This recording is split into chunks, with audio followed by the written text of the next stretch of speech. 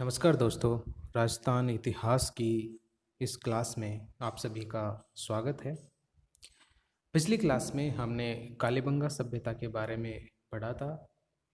इस क्लास में हम आहड़ सभ्यता के बारे में अध्ययन करेंगे।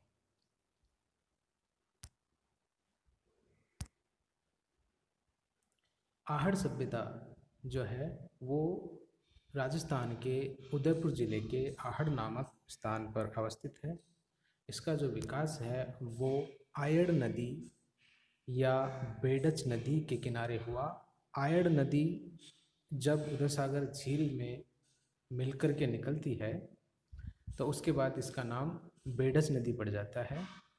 और बेडच नदी बनास नदी की सहायक नदी भी है, इसलिए आयड़ सभ्यता को बनास संस्कृति भी कहते हैं। इसका जो समय है वो 1900 ईसा पूर्व से 1200 ईसा पूर्व तक माना जाता है। काल ताम्रपाषाण काल, आयड़ सभ्यता का जो समय है वो ताम्रपाषाण काल माना जाता है। खोजकर्ता के बारे में हम बात करें तो 4 व्यक्तियों का नाम आता है। एक पंडित अक्षय कीर्ति व्यास, दूसरा रतन चंद्र अग्रवाल, तीसरा BN मिश्रा व HD सांकलिया। इसमें आहड़ सभ्यता की खोज 1953 में पंडित अक्षय कीर्ति व्यास द्वारा की गई।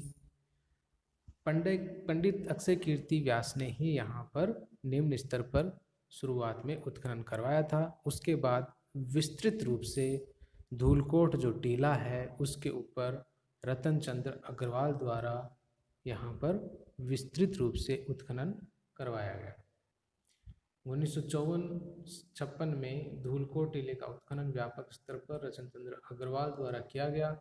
तत्पश्चात आहड़ का उत्खनन 1961-62 में BN मिश्रा व HD सांकलिया, जो कि पूना विश्वविद्यालय के प्रोफेसर थे, के द्वारा किया गया। आहड़ का जो प्राचीन नाम है वो ताम्रवती है। 10वीं या 11वीं शताब्दी में इसे आघाटपुर या आघाट दुर्ग भी कहते थे। स्थानीय नाम इसका धूलकोट है। जो मेन टीला है आहड़ में उसको धूलकोट कहते हैं।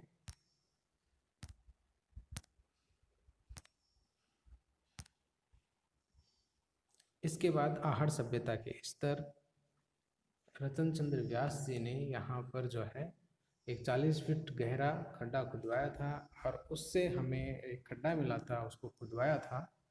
उससे हमें साक्ष्य मिले इस सभ्यता के 8 बार बसने और 8 बार उजड़ने के। उन 8 स्तरों का अध्ययन करने के लिए हम आहड़ सभ्यता को 3 स्तरों में बांटते हैं। 3 स्तरों का मतलब हो गया कि ये 3 अलग अलग काल में ये सभ्यताएं रही होंगी। पहला स्तर उसमें है आपका स्फटिक पत्थरों के प्रयोग, औजार व उपकरण जिस समय में यूज किए गए, वो एक स्तर इस सभ्यता का रहा। दूसरा स्तर था ताम्र, कांसे या लोहे के उपकरण जब यूज किए गए, उसके आधार पर इसका दूसरा स्तर था। और तीसरा स्तर था मृद भाण से संबंधित सामग्री तथा मिट्टी वाले मुलायम पत्थर से निर्मित भवनों के आधार पर जो है ये इसका तीसरा स्तर था। इसके बाद आगे चलते हैं। आहड़ संस्कृति की विशेषताओं के बारे में हम बात करते हैं। आहड़ संस्कृति कैसी संस्कृति थी? ग्रामीण संस्कृति थी या नगरी संस्कृति थी? जैसा कि हमने पिछली क्लास में पढ़ा था कि कालीबंगा सभ्यता एक नगरी सभ्यता थी। हम कैसे डिस्टिंग्विश करेंगे कि ये नगरी सभ्यता है या ग्रामीण सभ्यता है? जैसे अगर हम आज के गांव और आपके शहर की तुलना करें तो शहर में बहुत ज़्यादा मकान होंगे, बहुत ज़्यादा सड़कें होंगी। इसकी तुलना में गाँव में कम सड़कें होंगी, कम मकान होंगे। उसी तरह से हमने जो है प्राचीन सभ्यताओं को भी जब हमने तुलना करके देखा तो हमें पता चला कि कालीबंगा सभ्यता नगरी सभ्यता थी, जबकि आपकी आहड़ सभ्यता एक ग्रामीण सभ्यता थी। यहाँ पर जो भवन निर्माण किए जाते थे उनकी नींव में पत्थरों का प्रयोग किया गया है। आहड़ से 45 फुट लंबे भवन के अवशेष मिले हैं। मकानों में औसतन 2 या 3 चूल्हे मिले हैं। एक मकान में यहाँ पर 6 चूल्हे भी मिले हैं, जिनमें एक पर मानव की हथेली की छाप है। इससे ज्ञात होता है कि यहाँ पर सामूहिक भोजन की व्यवस्था थी।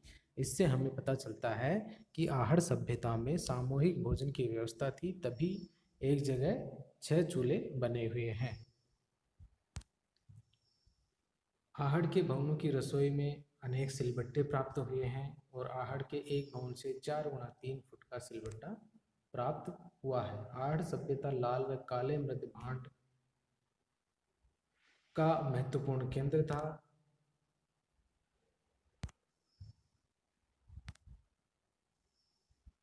आहड़ की जो है अन्य मुख्य जो विशेषताएं हैं उनके बारे में हम पढ़ रहे हैं। आहड़ सभ्यता के जो मृद भांड थे वो उल्टी तपाई विधि से पकाए जाने के कारण विशिष्ट रंग के बन जाते थे। इस विधि को विज्ञान की भाषा में क्रमशः अपचयन की स्थिति में जलन, ऑक्सीकरण की स्थिति में जलन कहा जाता है। आहड़ के उत्खनन के दौरान अनाज रखने के लिए जो मर्द भांड मिले हैं उनको स्थानीय भाषा में गोरे या कोठे कहा जाता है। गोरे या कोठे, हमें इसका ध्यान रखना है। गोरे या कोठे, ये कई बार एग्जाम में पूछ लिया जाता है, ये एक इम्पोर्टेंट चीज है, गोरे या कोठे। टेराकोटा मरण मूर्ति क्या होती है? टेराकोटा मरण मूर्ति ऐसी जो कलाकृति है जो मिट्टी से निर्मित हो तथा अग्नि से पका ली गई हो, उसे मरण मूर्ति कहा जाता है। इसके बाद आता है आहड़ के उत्खनन में 4 मानव मरण मूर्तियां प्राप्त हुई हैं। आहड़ सभ्यता से नारी की खंडित मरण मूर्ति मिली है जो कमर के नीचे लहंगा धारण किए हुए है। इसका मतलब उस समय की जो औरतें थी वो लहंगा पहनती थी। आहड़ की मरण मूर्तियों में हाथी, घोड़े, बैलगाड़ी के पहियों की मरण मूर्तियां मुख्य रूप से मिली हैं। आहड़ से मिली बैल की मरण मूर्ति को बनासियन बुल्स टेराकोटा की संज्ञा दी जाती है। यह जो मरण मूर्ति मिली है वो टेराकोटा पद्धति से बनी हुई है और इसको जो इतिहासकारों ने नाम दिया है वो एक नाम दिया है बनासियन बुल टेराकोटा। ये नाम हमें याद रखना है, कई बार एग्जाम में पूछ लिया जाता है। बनासियन बुल्स टेराकोटा की संज्ञा इतिहासकारों द्वारा इसको दी जाती है। इन मरण मूर्तियों में कार्नेलियन, क्रिस्टल, फेनास, जेस्पर, सैलखड़ी तथा लेपिस लाजुली जैसे कीमती उपकरणों का प्रयोग किया जाता था। आहड़ से अवतल चक्की, आटा पीसने की चक्की मिली है। आहड़ की खुदाई में 6 तांबे की मुद्राएं और 3 मोहरें मिली हैं।